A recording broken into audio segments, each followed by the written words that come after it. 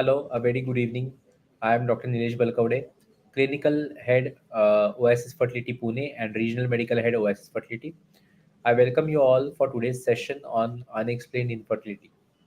Friends, many times we come across a situation where couples tell us that doctor, we have been investigated for last 2 3 years, but everything is normal and we are not able to find the cause of infertility. We see that semen analysis is normal. The doctor has told us that ovulation is normal, uterus is normal. So, if everything is normal, why am I not able to conceive? Probably there lies a situation which is called as unexplained infertility. We should understand that unexplained infertility is undiagnosed infertility. It's not that there is no reason for infertility. Unexplained means there is no explanation found for infertility, but that doesn't mean that there is no problem at all. So let's find out what can be the problems with unexplained infertility, how we can find them out, and how we can treat them. Unexplained infertility is the inability of a couple to conceive with 1 year of regular intercourse after routine standard basic tests of infertility have shown no problem, no abnormality. So, what are the tests which are done before labeling a patient as having unexplained infertility? So, the ovarian function should be apparently normal. Fallopian tubes, uterus, cervix, and pelvis should be normal with adequate coital frequency. And in the man, apparently normal testicular function, genitourinary anatomy, and normal semen analysis should be present to call it as all investigations for infertility have been done and still the cause is not found. So, what are the facts about unexplained infertility? So, unexplained infertility is seen in almost 30% of the couples who are unable to conceive. With the newer and newer techniques which are coming up, newer and newer investigations which are coming up to diagnose infertility, probably this percentage is decreasing because as new techniques will be available, we'll be able to find out more causes of infertility, and therefore, many unexplained causes can be explained. Question comes to our mind, what do we do in such cases? Is it IVF, ICSI, IUI, some pills, or an actual try? What we should do and how much time we should wait for? For that, we should understand the normal fertilization process. So, in normal ovulation, at around, if a regular patient is having a regular cycle, at around 14th day of the cycle, ovulation occurs, and this ovulation releases the egg from the ovary, which is catched by the fimbrial end of the fallopian tube. And we can see that the egg comes within the fallopian tube. Now, in the ampullary portion, that is the outer two-third of the fallopian tube, the eggs get fertilized with the sperms if the sperms are come in contact with that egg, and embryo is formed.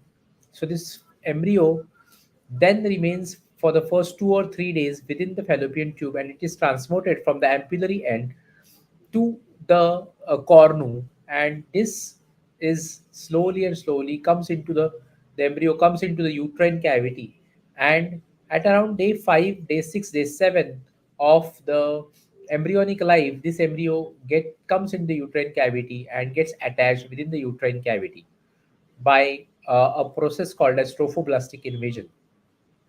Now, why does it happen?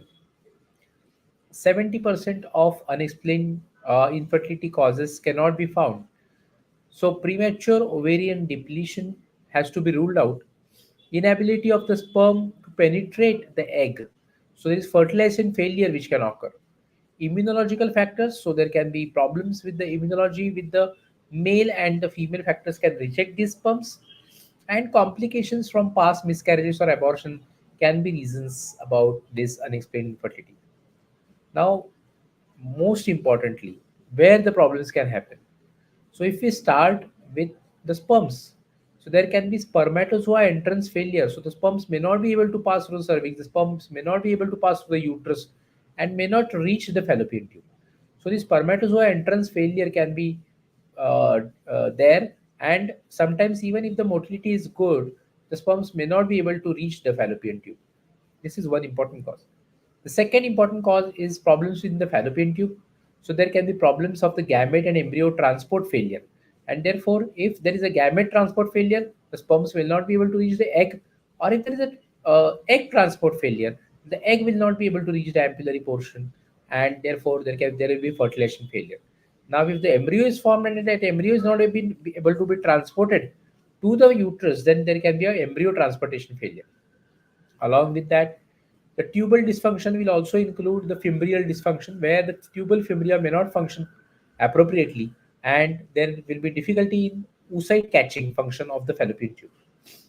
Another important part is where the egg comes in the fallopian tube, the sperm comes in the fallopian tube, but there is fertilization failure and the sperm is not able to fertilize the egg. There can be a embryo developmental problem, and therefore the embryo may not be developed normally if there is some issue with the egg and sperm.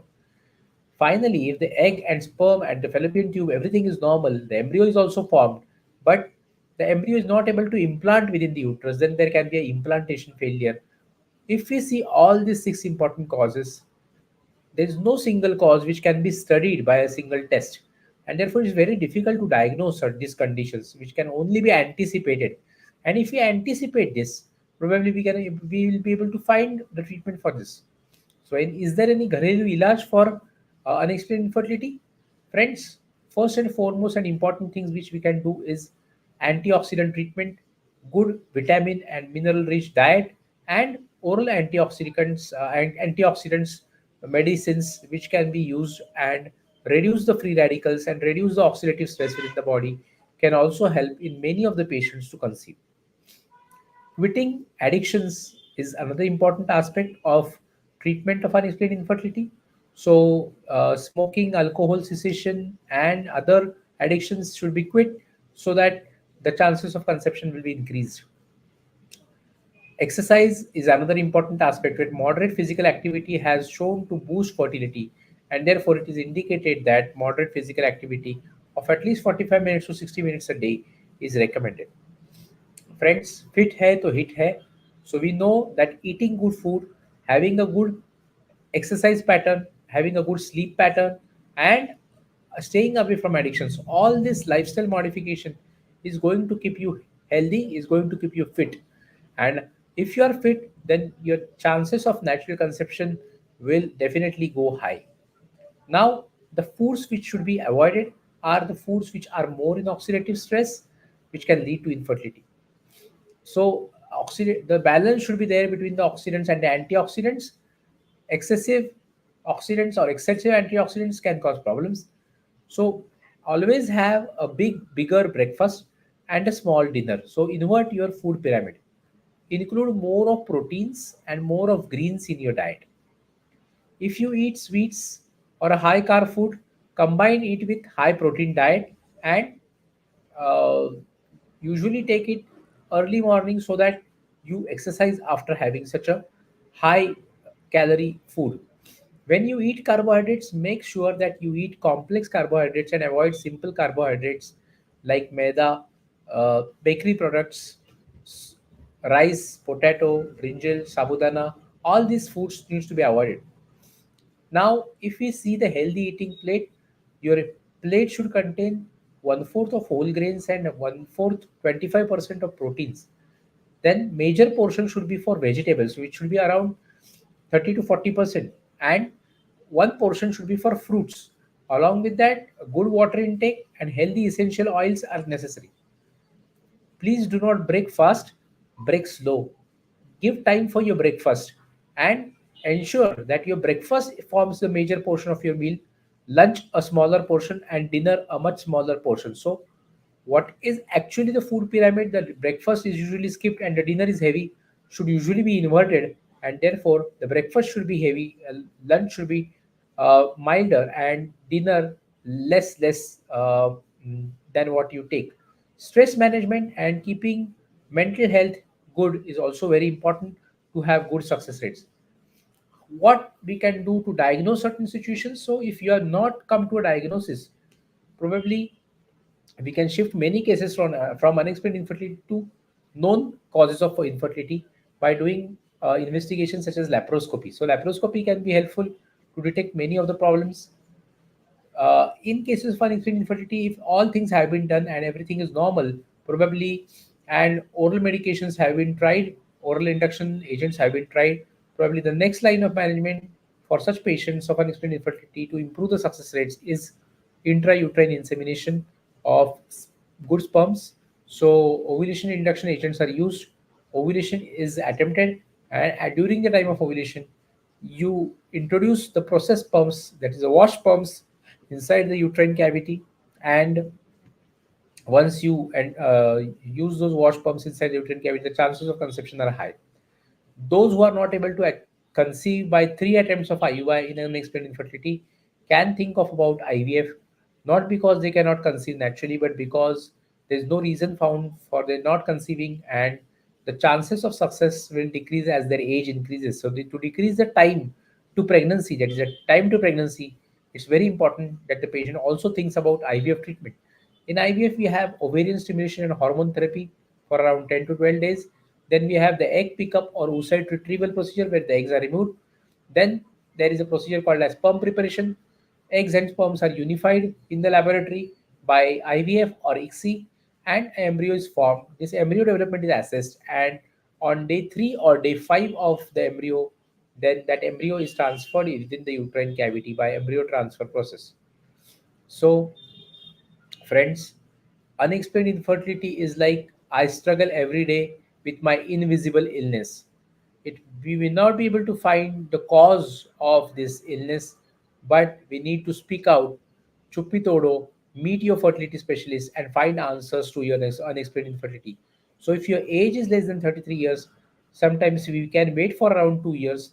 Expected management, then controlled ovarian hyperstimulation with IUI can be one treatment for 3 cycles, and then IVF can be attempted. If the duration is already more than 2 years, IUI directly can be attempted, and then IVF. If the age is between 33 to 37 years, we don't wait for much time. So the total duration what we wait is not more than 1 year, and then IUI for 3 cycles and IVF can be tried.